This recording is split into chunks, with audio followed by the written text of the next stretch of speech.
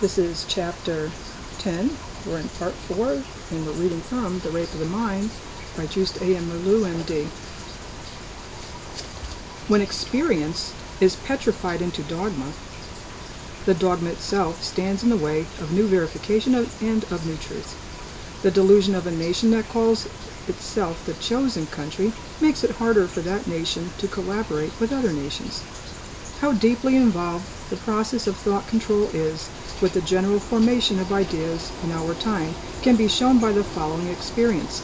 After the First World War, I made the acquaintance of a German philosopher dedicated to the idealistic philosophy of his country.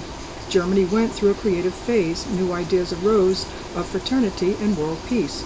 Germany, the defeated country, would show its spiritual power. During our vacations, we walked together through the sunny mountains of Ticino and devoted our philosophical conversation to the eternal yearnings of mankind for harmony and friendship. We became friends and wrote to each other about our mutual work, till the shadow of totalitarianism came over his country.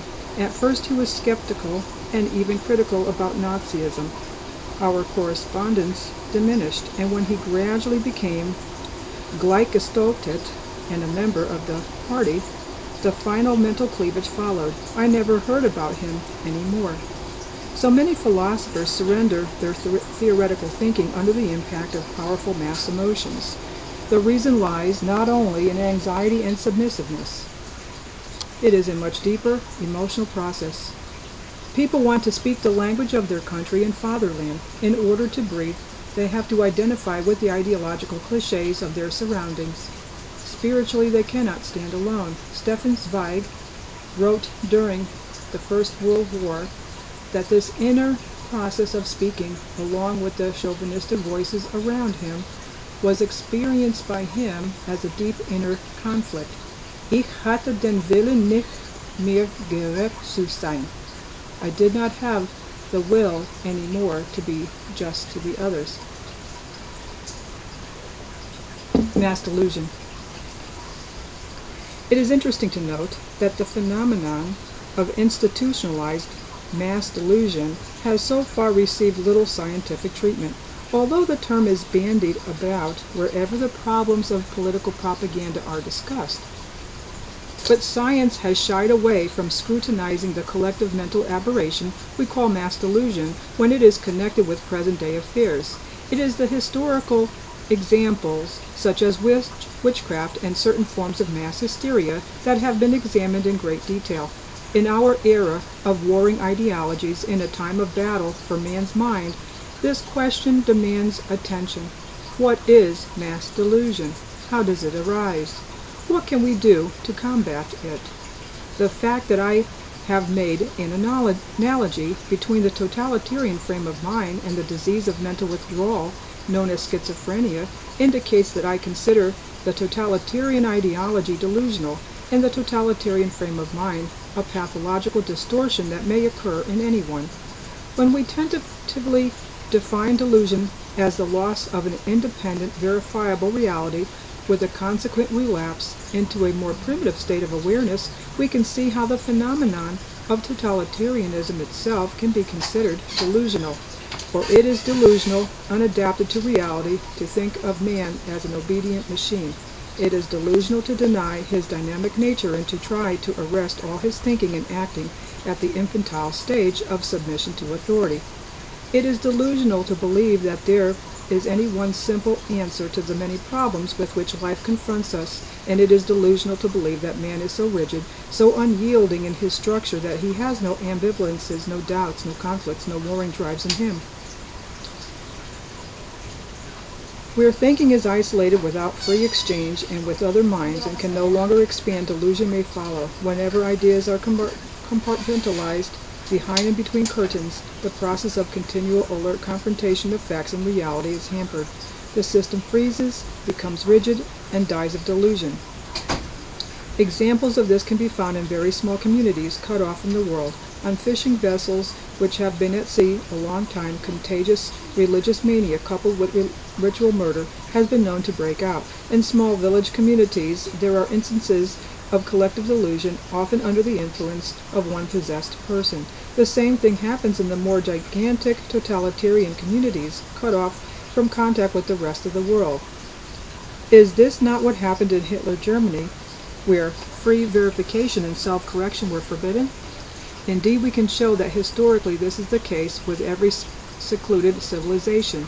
If there is not interchange with other people, the civilization degenerates, becomes a victim of its own delusions, and dies. We can phrase the concept of delusion in a different way. It is a more primitive, distorted form of thinking found in groups or individuals looked at only from their limited viewpoint. Delusional thinking doesn't know the concept of delusional thinking. The fakir, lying on his bed of veils, would be called a deluded man if he exhibited his devotion on Fifth Avenue, but among his own people his behavior is considered saintly and eminently sane. A member of a primitive tribe will not see in the ceremony of devil exorcism or a revival meeting an instance of mass delusion, but a man who has passed through this stage of mental development to a level of greater perspective and awareness will recognize that delusional notions lie behind such ceremonies. Whether or not we are able to detect delusion when it appears depends entirely on circumstances, upon the state of civilization in which we live, upon the groups in the social class to which we belong.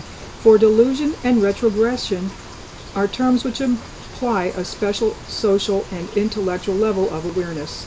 That is why it is so difficult to detect the delusions and primitive rituals in our own midst. Our present-day civilization is full of mass delusions, prejudices, and collective errors which can be recognized easily if viewed from above, but which cannot be detected if they are seen from within. While the delusion of witchcraft has been banished, we have never freed ourselves from the delusion of cultural or racial inferiority and superiority. Medieval mass obsessions, such as Tarantism and St. Vitus's dance, are little known now among Western nations. In their place we have mass meetings with shouting crowds expressing in delusional ecstasy their affiliation to some political delusion. Instead of the dance fury, we have the raving frenzy of the motor, or the passive peeping contagion of the television screen. As we saw in the chapter on totalitaria, mass delusion can be induced. It is simply a question of organizing and manipulating collective feelings in the proper way. If one can isolate the mass, allow no free thinking, no free exchange, no outside corrective, and can hypnotize the group daily with noises, with press and radio and television, with fear and pseudo-enthusiasms, any delusion can be instilled. People will begin to accept the most primitive and inappropriate acts. Outside occurrences are usually the triggers that unleash hidden, hysterical, and delusional complexes in people. Collective madness justifies the repressed personal madness in each individual.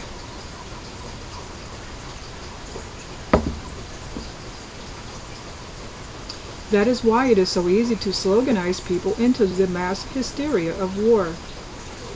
The outside enemy who is attacked by vituperative slogans is merely the scapegoat and substitute for all the anger and anxiety that lives inside the harassed people. Delusions carefully implanted are difficult to correct. Reasoning no longer has value, for the lower and more animal type of thinking becomes deaf to any thought on a higher level. If one reasons with a totalitarian who has been impregnated with official cliches, he will sooner or later withdraw into his fortress of collective totalitarian thinking. The mass delusion that gives him his feelings of belonging, of greatness, of omnipotence is dearer to him than his personal awareness and understanding. The lonely prisoner in a totalitarian prison camp is the more easily compelled to surrender gradually to the collective thinking of his guardians, when part of his own infantile thinking has been conditioned to give in to strong suggestive power. He has to communicate with his guardians lest he be delivered to his own private delusions. Only a few remain their true selves in that heroic battle. The situation of our prisoners of war in Korea, who lived there for months and years, cannot be studied without taking into account the atmosphere of mass delusion. In a sphere filled with rumors without an opportunity to verify the facts, the mind is ever on the alert, but its observations are distorted. And that's where I'll stop. This was part 3 of chapter 11. I might have said it wrong in the beginning, I don't remember. Yes, we're in chapter 11, and I will see you in the next chapter, and we will be finishing up this chapter in the next video, possibly. See you there.